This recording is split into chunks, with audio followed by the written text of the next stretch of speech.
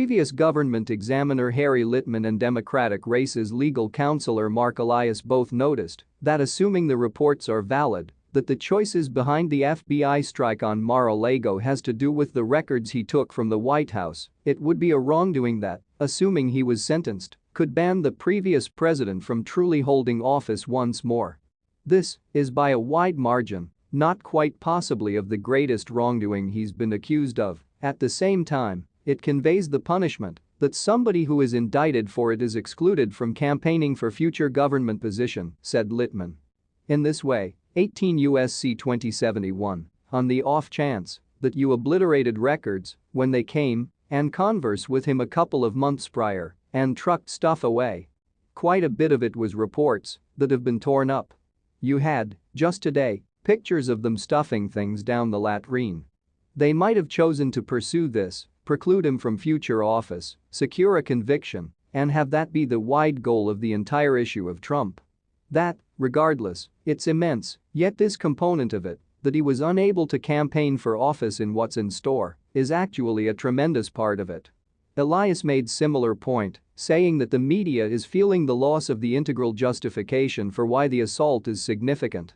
He showed a screen catch of the code that Litman referred to that notices disguise, expulsion, or mutilation for the most part of reports.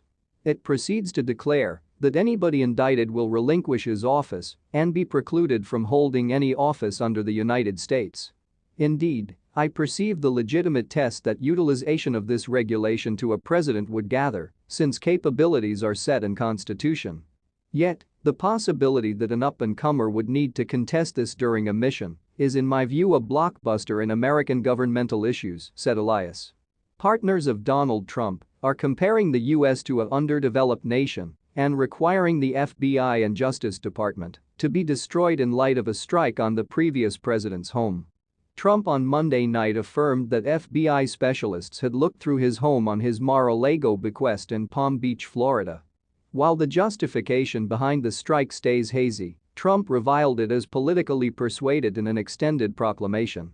Trump's protectors quickly took to virtual entertainment to repeat the previous his cases while going after Attorney General Merrick Garland and government policing. The FBI and the DOJ have mercilessly disregarded the Constitution and regulation in America, moderate political reporter Lou Dobbs said in a tweet. Joe Biden and Merrick Garland are something like Marxist hooligans, not community workers. They're a shock against tolerability, judgment, a previous president, and the American public.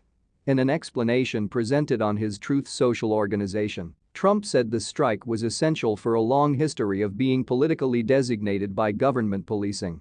Trump depicted his home as under attack, struck, and involved. Notwithstanding what he said was his participation with government offices. Trump said FBI specialists even broke into my safe. An appointed authority would have to approve a court order for Trump's home after the FBI introduced proof that a wrongdoing had been perpetrated.